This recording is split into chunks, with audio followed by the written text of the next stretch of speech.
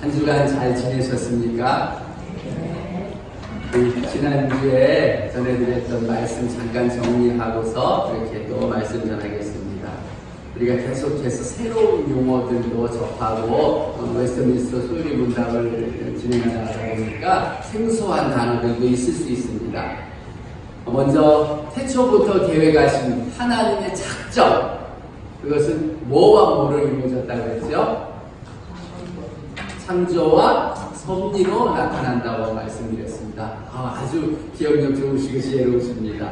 그렇다면 그 창조 말고 섭리는 어떤 것과 어떠한 것으로 하나님의 행위로 나눠진다고 했습니까? 하나님께서 다스리는 것도 섭리이고 또 보존하시고 보호하시는 것도 섭리의 일부분이라고 말씀드렸습니다. 그렇기 때문에 하나님의 크신 작정은 창조하셨고 또 창조하신 그 모든 세상을 다스리시고 또 다스리실 뿐만 아니라 사랑하시기 때문에 보존하시고 우리를 보호하신다. 그래서 우리 개개인의 인생도 그렇게 하나님께서 인도하여 가신다고 말씀을 드렸습니다. 그렇다면 섭리에는 지난주에 말씀드렸듯이 또 두 가지 섭리, 인생들을 향하여서 하나님께서 계획하신 그 일들을 두 가지 방편으로 또 이루어 가신다 하셨는데요. 비상섭리가 있죠. 뭘까요? 자연 만물, 과학의 법칙을 때로는 거스르고 역행하면서도 하나님의 뜻을 이루시는 것을 우리는 비상섭리라고 배웠습니다. 모세가 40일 금식 기도한 것도 그렇지만 지금도 있는 것이 하나님께서 하나님의 사람들을 돌리시고 또 하나님의 뜻을 이루시기 위해서 세상 의학으로는 고칠 수 없는 불치병도 하나님은 때로는 고치시고 하나님의 뜻을 이루십니다.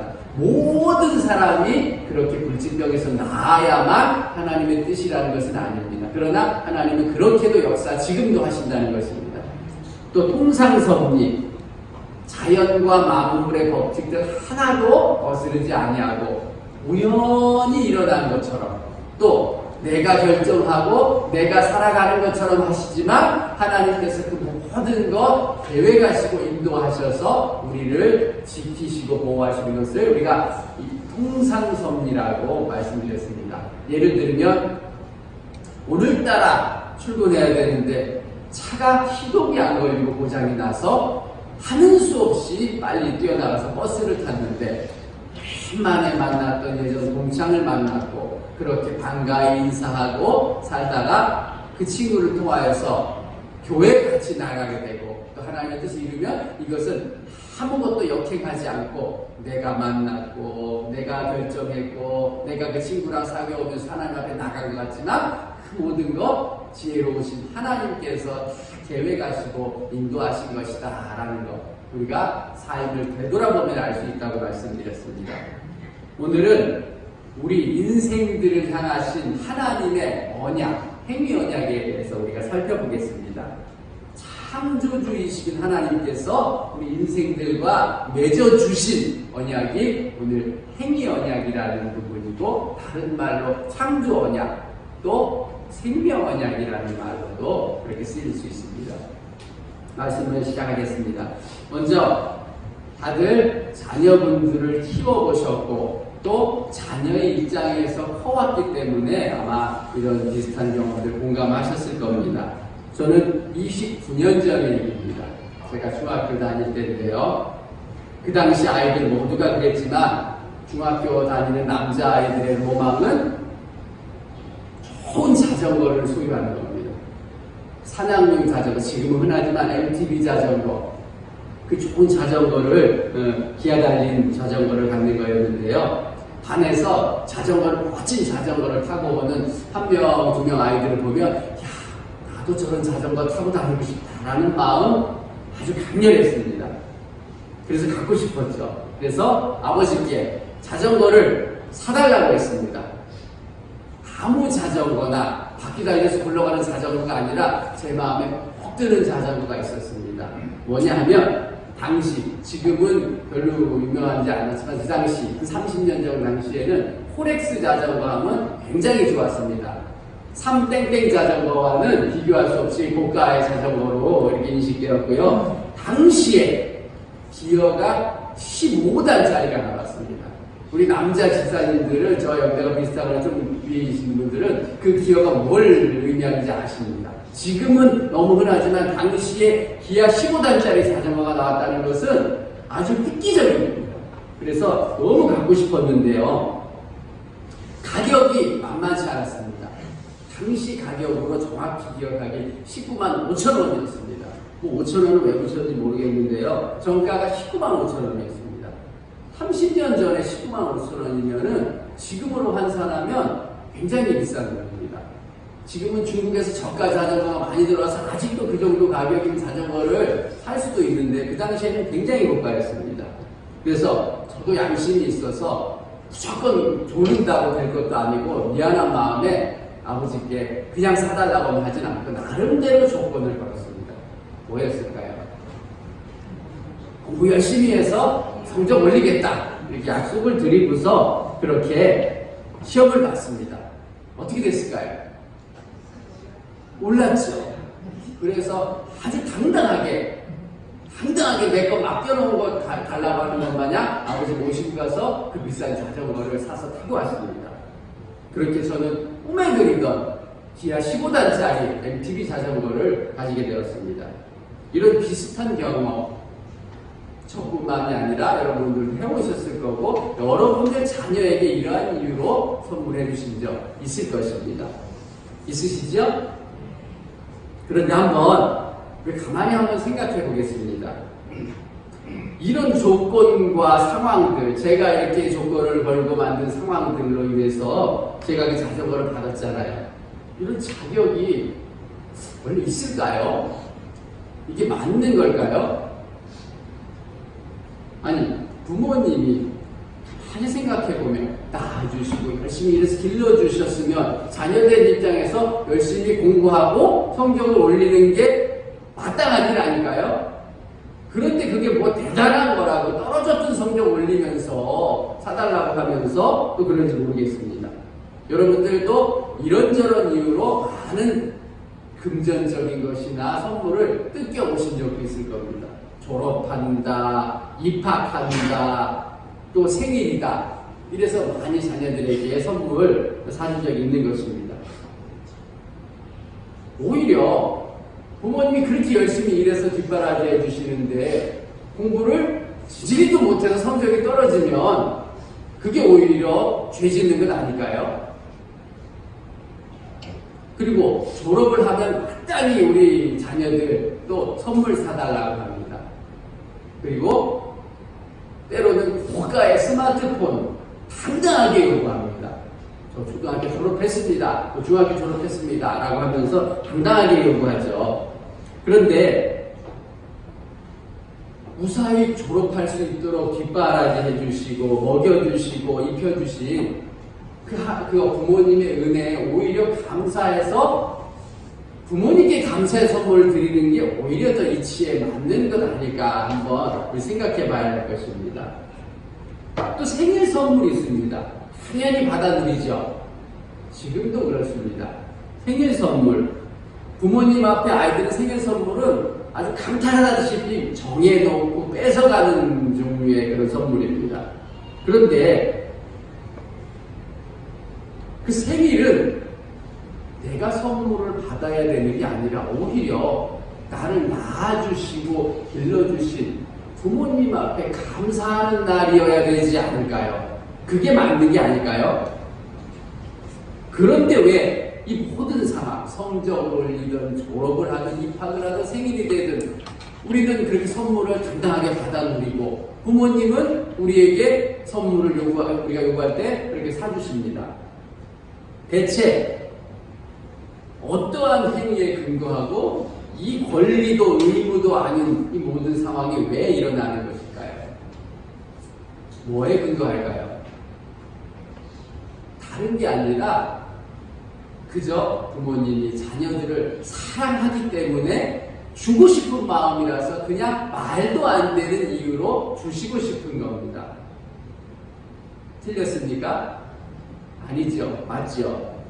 세상적인 이치나 세상 논리로 따지면 우리 자녀들은 부모에게 이익이 하나도 안 됩니다. 자녀 때문에 일 더 많이 해야 돼, 잠 못 자죠, 입을 거 못 먹죠, 자녀 때문에 손해보고 그런 거 많잖아요. 그럼에도 자녀를 사랑하는 이유만으로 그 모든 것을 더 해주고 싶은 겁니다. 거기에 아무것도 아닌 당연한 것을 조건이라고 달아서 그렇게 자녀들한테 베푸는 것입니다. 오늘은 우리 인생들을 향해서 그렇게 주고 싶으시고 사랑하시는 그 하나님의 그 행위 언약에 대해서 우리가 살펴보겠습니다. 에어컨 좀 제습으로 해주십시오. 우리 하나님께서는 우리 인생들을 향해서 특별한 섭리, 특별한 모습으로 창조하셨습니다. 그리고 특별한 방법으로 창조만 하셨을 뿐만 아니라 특별하게 다스리시고 특별하게 우리를 보호하시고 우리의 생명을 보존하시기를 원하셨습니다.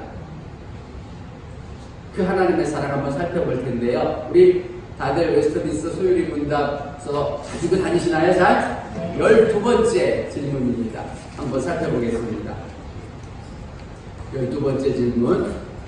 우리 다 같이 시작하면 읽어주십시오. 시작. 사람이 창조함을 받아 타고난 신분을 그대로 가지고 있을 때 하나님은 그에게 어떤 특수한 섭리를 행하셨습니까? 어떻게 하나님께 사람들에게 특수한 그 다스리심과 보존, 사랑을 행하셨나 물으시는데 답변도 함께 보시겠습니다.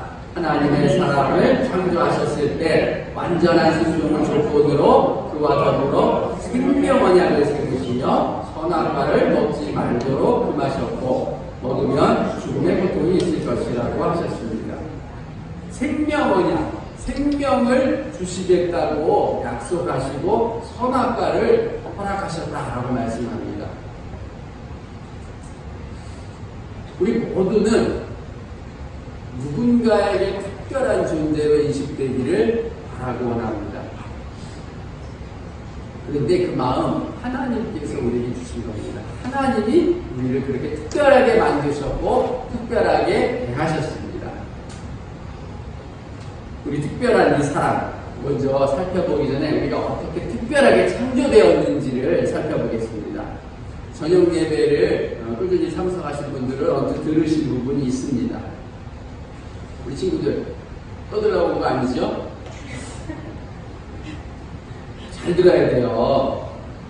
사람은 하나님께서 뭐로 만드셨어요? 재료가 뭐예요? 우리 친구들? 사람은 하나님께서 뭐로 만드셨죠? 네, 흙으로 만드셨습니다. 그렇다면 동물들은 하나님께서 무엇으로 만드셨습니까? 동물들 역시 우리랑 똑같은 재료인 흙입니다. 보통 우리가 흙인데 동물들은 좀 못하니까 다른 걸 그냥 말씀으로 만드셨나 보다 하는데 동물들도 재료는 흙이라는 사실을 우리가 지난번에 살펴봤습니다. 창세기 2장 19절 말씀, 하나님께서 흙으로 각종 들짐승과 공중의 각종 새를 지으시고 라고 분명히 말씀하셨습니다. 재료가 똑같습니다. 그럼 우리가 뭐가 특별합니까? 동물들과 다르고 하나님 앞에 특별한 점이 무엇입니까? 단지 조금 머리가 좋아서 스마트폰이 날마다 개발되는 새로운 버전으로 나오듯이 그냥 동물의 업그레이드 버전입니까? 그 정도가 아닙니다. 우리는 창세기 2장 7절 말씀에 분명히 우리가 알 수 있는 것이 여호와 하나님이 땅의 흙으로 사람을 지으시고 생기를 그 코에 물어 넣으시니 사람이 생명이 된지라 라고 말씀하십니다. 우리 코에 생기를 물어 넣으시고 우리가 하나님 같은 생명, 살아있는 영적인 존재가 되었다라는 것입니다. 영혼이 하나님을 닮아있다, 우리는 하나님의 형상이다 라고 말할 때 우리 눈, 코, 입을 말하는 게 아니라는 것을 우리 다들 아십니다. 우리가 하나님을 닮았다, 하나님의 형상이다라는 것은 첫 번째가 우리는 영혼, 영적인 존재이신 하나님을 닮은 영적 존재라는 겁니다. 그래서 우리만 유일하게 하나님과 교제할 수 있습니다.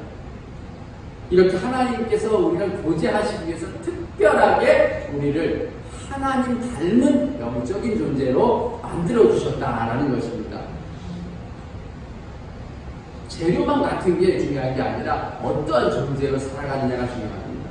그러면 특별한 창조, 이렇게 영혼을 불어넣으셔서 우리 영적인 존재로 만드신 특별한 창조가 있으면 특별한 섭리도 있어야 됩니다. 섭리가 뭐라고 그랬죠? 다스리심과 보존하심입니다. 보호하심, 보존하심. 그렇다면 우리도 피조물이고 세상의 모든 살아있는 모든 것들도 하나님께서 만드신 피조물입니다. 그런데 그 모든 피조물과 똑같은 수준으로 우리를 살아가게 하시지 않으시고 특별한 다스림을 하나님은 우리에게 원하셨습니다. 뭐냐 하면 하나님의 형상이다라고 말하는 그 형상을 뜻하는 단어가 첼렘이라는 히브리어 단어입니다. 이 단어는 두 번째 뜻으로 대리자라는 뜻이 있습니다. 대리자, 무슨 대리자입니까? 하나님께서 만들어 놓으신 모든 만물을 우리가 하나님 대신해서 다스리고 지키고 동작하는 존재로, 소위 말해서 그 모든 것을 위해서 군림하고 지키는 존재, 하나님 대신해서 왕의 임무를 띠고 이 땅에서 살아가는 그런 존재로 만드셨다는 것입니다. 똑같은 피조물인데 우리는 하나님께서 똑같은 피조물로 대하기를 원하지 않으시고 나를 닮아 나를 대신하는 존재, 이 모든 만물들 만들어 놓은 모든 것을 다스리는 존재로 그렇게 우리를 만드시기 원했습니다. 얼마나 큰 사랑입니까? 우리가 살아있는 동안 아직 구경도 못한 생물들 너무 많습니다. 우리가 살아있는 동안 보고 아는 생물보다 모르는 생물이 더 많습니다. 그리고 저 바닷속에 있는 것들은 뭐가 있는지 우리는 제대로 구경해 본 적도 없습니다. 그런데 그 모든 것 위에 우리는 군림할 수 있도록 하나님께서 우리의 자격을 허락하시고 우리를 그렇게 다스리기를 원하셨다는 것입니다. 그렇다면 섭리의 또 다른 부분, 다스리심이 있으면 보호하시고 보존하심이 있습니다. 그 보존하심에 대해서 살펴볼 텐데요. 그 대답이 오늘 12번째 문제의 질문에 대한 답변입니다. 생명의 언약을 하시고 선악과를 따먹지 말도록 금하셨다라는 그 부분입니다. 선악과를 따먹지 말라고 하는 그것 때문에 우리가 죄에 빠지고 우리가 이렇게 다 힘들게 살아간다고 성경이 말하는 이게 무슨 은혜입니까? 라고 우리는 생각할 수 있습니다. 그러나 잘못 오해했기 때문입니다. 그렇다면 지금부터 차근차근 한번 살펴볼 텐데요. 선악과 어떤 나무였는지 그 열매가 무슨 맛이었는지 아무것도 중요하지 않습니다. 그리고 생각해보면 선악과 먹지 말라고 하시고 하나님이 거기에 대한 조건으로 약속을 허락하셨는데 선악과 하나 안 먹는 거 그리 어려운 일입니까? 만약에 우리가 에덴 동산에 있는 아담의 입장에서 먹을 게 선악과 하나밖에 없는데 먹지 말아 했으면 대단히 부담하죠. 그거 하나밖에 먹을 게 없는데 이걸 먹지 말라고 하면 죽으라는 얘기 아닙니까? 라고 부담하고 할 수 있습니다. 그런데 100번 양보해서 먹을 게 대략 10가지 있는데 그 중에 하나 먹지 마라 해도 저것도 하나 먹어보고 싶은데 라는 마음 때문에 그냥 양보해 보겠습니다. 그런데 그게 아니라 하나님께서 아담에게 하신 명령이 무엇이었습니까? 동산 각종 모든 나무의 열매, 모든입니다. 모든 나무의 열매는 네가 허락받고 먹어라 아닙니다. 입으로 먹게 라고 말씀하셨습니다. 다 네 것처럼 먹어라. 다 네 거다. 동산이라는 에덴 동산은 지금으로 말씀드리면 뒷동산이 아니라 세상입니다. 그 당시에. 그 세상 모든 것 다 너한테 허락했으니까 네가 관리하고 네가 먹을 수 있는 대로 다 먹어라. 그리고 다 만들고 다 다스려 주셨습니다.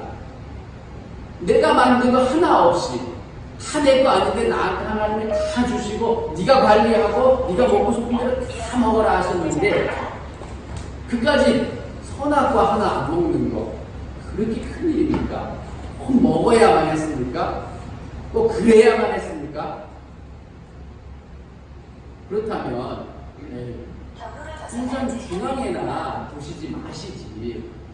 잘 보이게 제일 중요한 곳에 놓으시고 사람이 견물을 새기시면 아닙니까? 보면 먹고 싶어지는데 숨겨놓으셨으면 궁금하지는 않고 먹지 않을 텐데 왜 동산 중앙에 제일 잘 보이는 데 놓으셔서 이렇게 만드셨습니까? 라고 원망하실 수도 있습니다. 그런데 이것은 하나님의 뜻과 사랑을 우리 시대가 잘 못 이해했기 때문입니다. 하나님은 일부러 그러신 겁니다. 왜 그러셨을까요? 동산 중앙에는 선악을 알게 하는 나무의 열매뿐만이 아니라 뭐가 있죠? 성경을 보면 생명나무가 거기 있다고 말씀드렸습니다.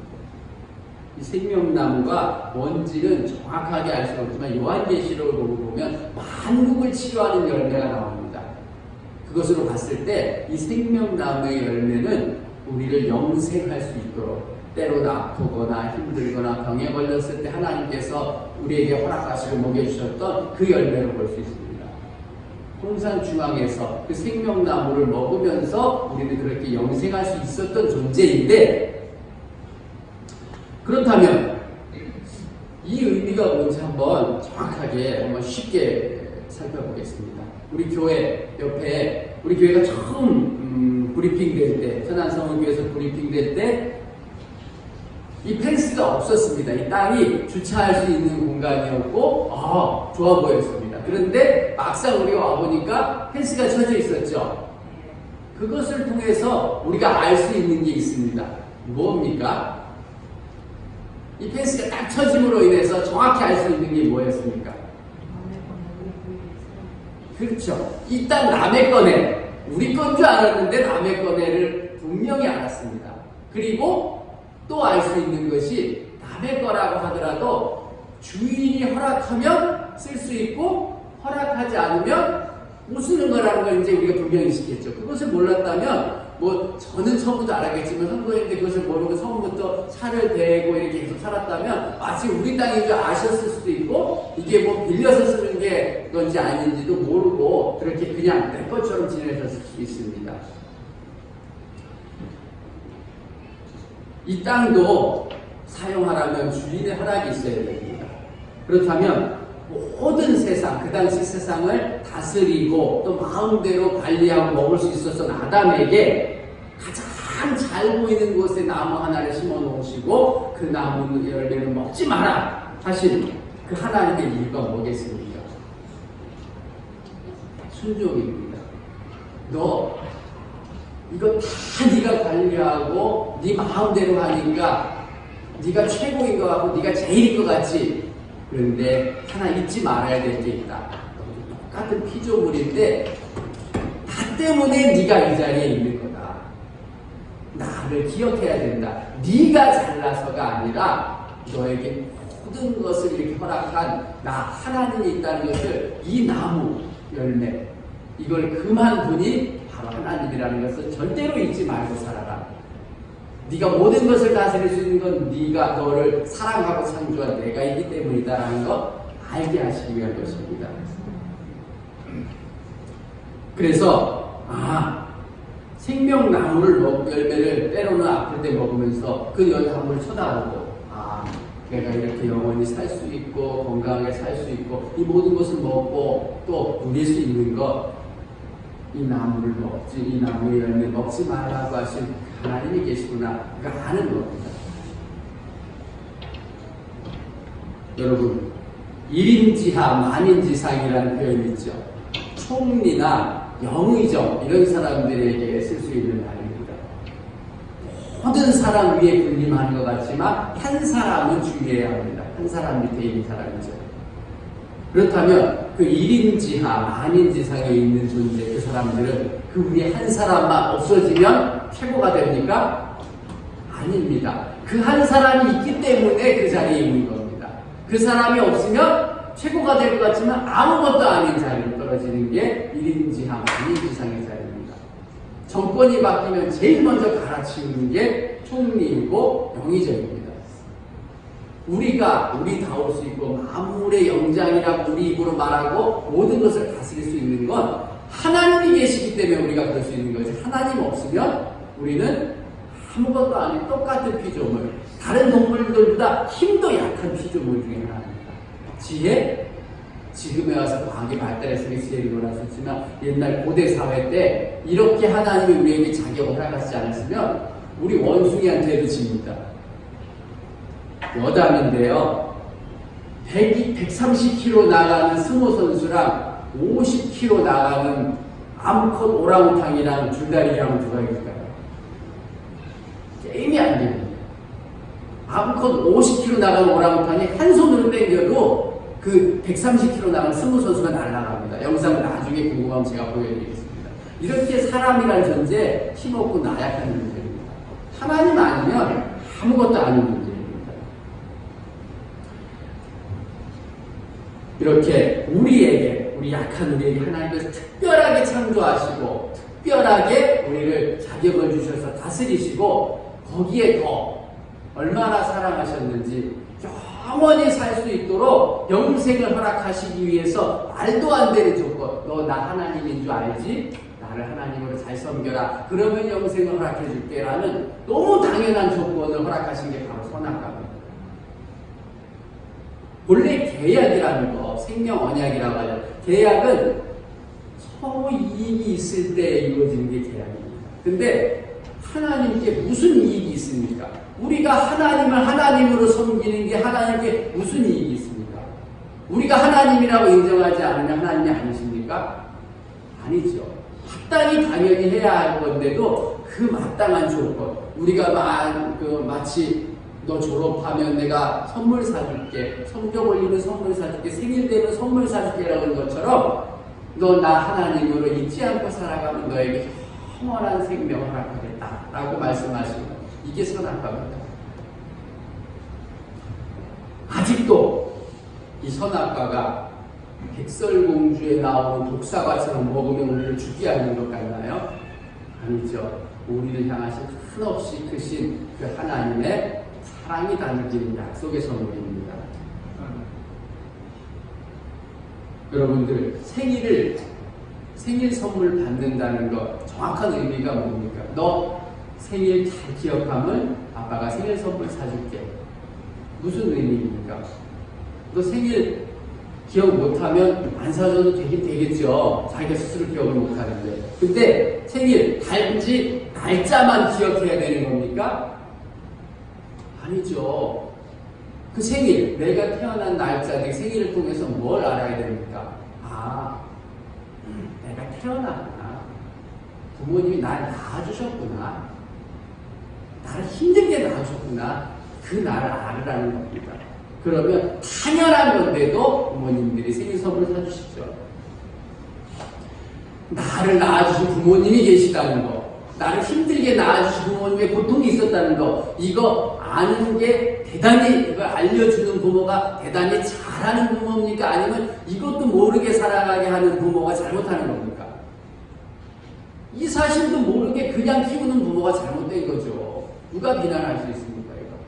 그 부모님의 사랑과 은혜 알고 살아가서 키우는 거 너무 당연하고 잘하는 겁니다.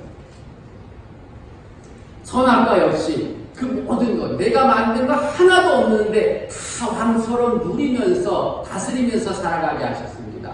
그리고 그 하나님 앞에 너를 사랑하는 내가 있다. 기억해 주렴 라고 말씀하시는 게 뭐 대단히 잘못된 겁니까? 이것도 모르고 살아간다면 우리 인생으로서 숨 쉬고 살아가야 할 가치가 무엇이겠습니까? 우리는 우리에게 사랑하셔서 그 모든 영생까지도 아무 조건도 되지 않는 것으로 허락하시고 싶으신 그 하나님의 마음을 분명히 알아야 합니다. 말씀을 정리하겠습니다. 선악과는 우리를 시험에 들게 하고 죄짓게 할 함정이 아니라 그저 아무 조건도 되지 않는 것으로 선물하시고 싶었던 하나님의 마음인 것을 깨달으시기 바랍니다. 그리고 그 첫사람 아담은 그 영원한 생명 얻는 것을 실패하고 죄에 빠졌습니다.